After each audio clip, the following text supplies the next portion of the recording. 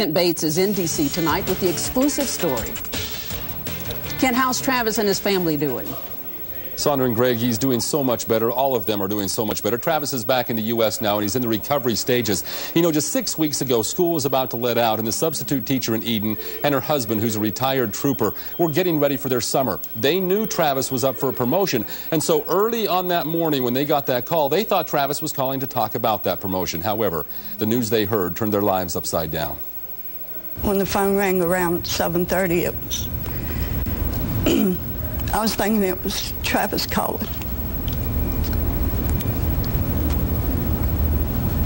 But it was some personnel with the Army identifying that Travis had been injured in Iraq. It's the call they dreaded about a son who had dreamed of being in the 82nd Airborne. He just loved the 82nd Airborne. I mean, that was his day and night. And, you know, we were happy for him. You know, he support him 100% because that's what he wanted to do. 10 months after his deployment, Travis's unit hit a roadside bomb. They said he was stable, so we just really didn't. I mean, we had great concern, but the word stable to us meant he was not so critical or he was okay.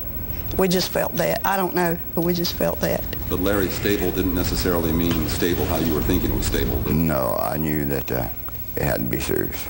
You've probably got to be worried that you may not be able to see your son alive again. Yeah, I did a lot of crying. Because Travis may not survive, within 48 hours, she was on her way to Germany. The first day I saw him, he was a lot of bruising in his face and splatters of, I guess, the burns or something on his face, so, and real swollen, and so it was very hard to look at. She stayed by his side for 2 weeks. There was times when I would speak to him, I could tell his eyes would kind of roll under his eyelids. So I just felt like he knew I was there. You're a former state trooper, and I can't even fathom what you must have seen on the force. Does any of that prepare you for going through this with your son?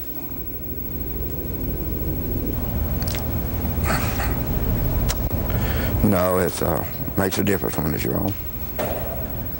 Emotions are very close to the surface still with this family. It's only been 6 weeks. They have seen enormous recovery in Travis in that 6-week period of time, but they're still looking for more. He'll be here at Walter Reed Army Medical Center for probably a year as he continues to recover and then gets used to his prosthetic arm as well. Now, before serving in Iraq, Travis Sigmund served on the Iran-Pakistan border. After his injury in Iraq, the Department of Defense awarded him with the Purple Heart. He was honored with the award on June 13th. This is a picture of Sigmund's mother hugging Defense Secretary Robert Gates after the award's presentation in Germany, and Gates called the family and returned to Walter Reed Army Medical Center just last week to visit and get an update on Travis. Members of the armed forces received the Purple Heart after being wounded and killed while serving their country. George Washington designed the award in 1782. It's a bronze award. On the back it says, "For military merit." Now, the community has set up a fund to help the Sigmunds pay for the expenses that the Army doesn't cover, and you can help out with that fund. You can make a donation at any First National Bank. You can also help out this weekend by attending a car wash that his friends and classmates are putting on. That's at the FNB Southeast Bank on South Van Buren in Eden. And you can also send well wishes to the Sigmund family. They love hearing from people. It's on our website. Look for the Voices of Viewer section on WFMYnews2.com. Sandra and Greg, their spirits are very high. Just last week they told me that it was a roller coaster. It continues to be a roller coaster as he's in and out of surgery just like he was today, but their spirits are still very high. You know, this is a crazy place with action that is 24 hours a day. So what better place for Joey Cheek to start his media blitz after the Olympics and fresh back from Europe last night than here in New York City? It's a blitz that's going to take him all over this country and really all over the hemisphere, so to speak.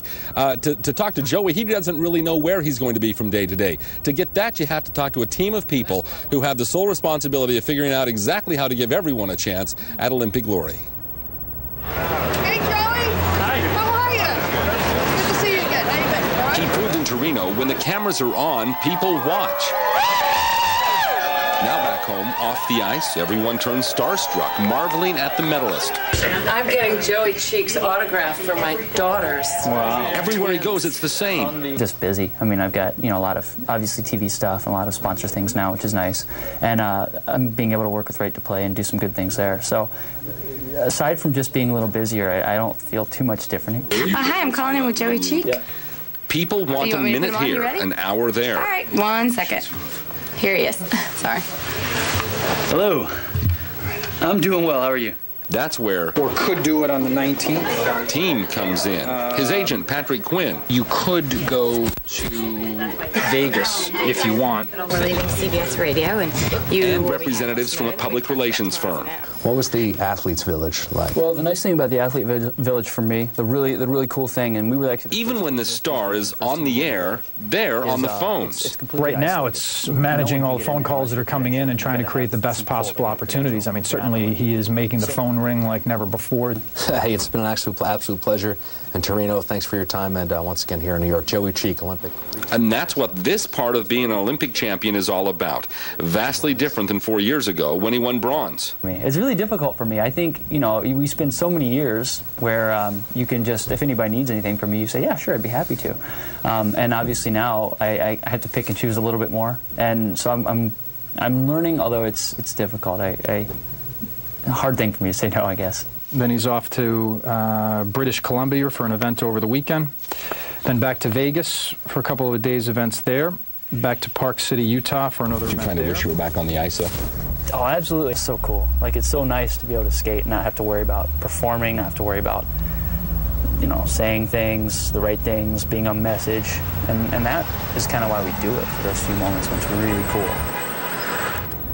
You get a sense of what his future is going to be. As for this week, he's here in New York for the next couple days. He's going to take about a half a day on Thursday to go down to Princeton, just a few miles away, to check out the university as he's searching for that future of his and where he's going to be going to school.